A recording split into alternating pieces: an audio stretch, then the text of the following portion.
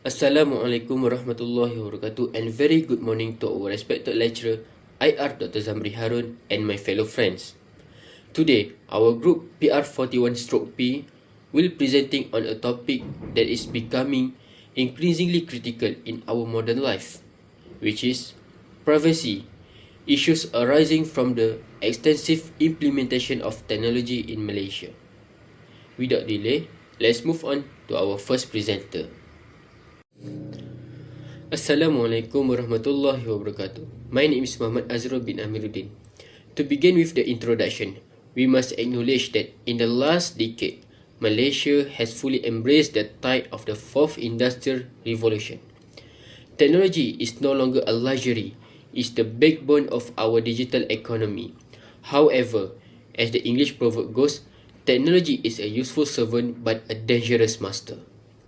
While we enjoy the information at our fingertips, a silent threat such as the erosion of privacy has become, as we describe it, a social cancer.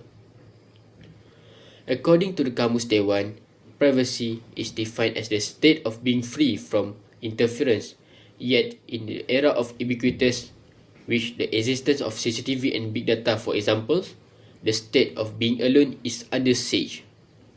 First and foremost, we see a paradox where 66% of Malaysian companies use cloud storage, yet 45% of them has suffered data breaches with various reasons.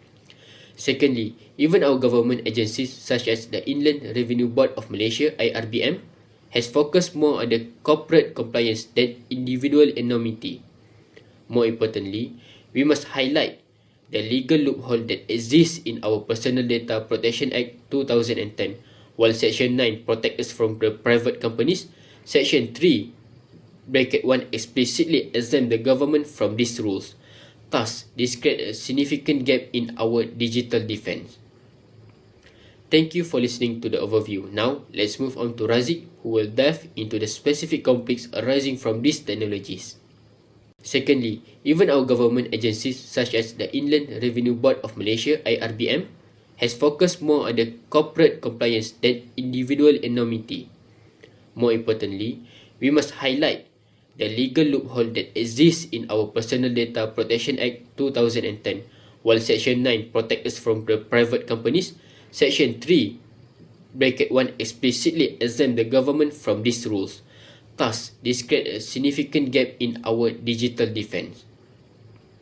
Thank you for listening to the overview. Now, let's move on to Razik, who will dive into the specific conflicts arising from these technologies.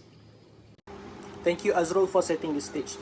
As the saying goes, sudah terhantuk baru tergadai is often heard. We only realize the value of privacy after it has been compromised. I will be discussing three major conflicts currently facing the Malaysians. To start with, let's look at the conflict between the national statistics and the personal surveillance. In early 2025, the MCMC's directive for telcos to surrender metadata of the consumers, including location and call logs, which sparked a firestorm. While the government cited urban planning as the goal, privacy advocates rightly feared that even anonymized data can be reverse engineered to track our private routines. Moving to my second point, we see a rising conflict in the workplace. We have all seen the viral reports of the Malaysian employers demanding live GPS tracking of their staff, even during personal leave. This is a clear breach of the boundary between the professional duty and the personal autonomy. From an engineering ethics standpoint, this raises the question, just because we can build a tracking system, should we use it to this extent? Lastly, there is the conflict of the public shaming via CCTV footage. While cameras are meant for safety, we often see recordings shared on the social media to shame individuals without consent. This turns a security tool into a weapon for emotional distress. Thank you. Now, I will pass the floor to Afiq to discuss the factors and related issues. Thank you, Razik. To understand why these conflicts happen, we must look at the root cause. In Malay, we say sediakan payung sebelum hujan. But unfortunately, many Malaysians are walking into the digital rain without any protection. Regarding this factor, the most prominent issue is the misuse of social media. Research from the Borneo International Journal shows that users often overshare sensitive data, which is that harvested for commercial or political gain without clear consent. Furthermore, there is a widespread lack of understanding of privacy control. Many users simply do not know how to navigate the security setting on the apps they use daily. Transitioning to the broader impact, privacy issues are not just about data. They touch 5 key scopes.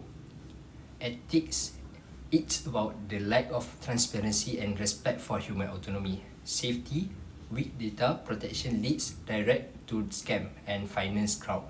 Health, constant monitoring creates physiological pressure and surveillance anxiety. Community, when trust is lost, social harmony and freedom of expression are weak.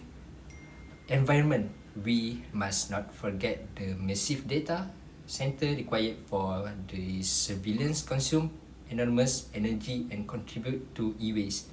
Thank you. Now let's move to Nabawi, who will provide the solution and final lesson. Thank you, Afiq. To address this multi-layer challenge, we must adopt the spirit of bulat air kerana perbentung, bulat manusia kerana muafakat, which means unity and collaboration are the only ways forward. To address the solution, we propose a 3-tier approach on an individual level. We must practice digital hygiene like using 2-factor authentication and being cautious with our shared information. On a society level, educational institutions must integrate data ethics into their core curriculum. Most crucially, on an authority level, the government must close the Section 3(1) loophole of the PDPA 2010.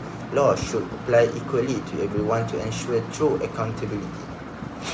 Reflecting on the lessons learned, the most vital takeaway is that convenience should never come at the cost of our fundamental rights. We have learned that superficial concern like clicking accept button without reading the term is a trap. True progress in Malaysia will only be achieved when technology respects the dignity of the citizens. In conclusions, the rapid growth of technology in Malaysia is a double-edged sword. While it brings safety and efficiency, we must remain vigilant. A balanced approach between innovation and privacy is essential for a sustainable digital future. That concludes our group presentation. We are now open for any question. Thank you.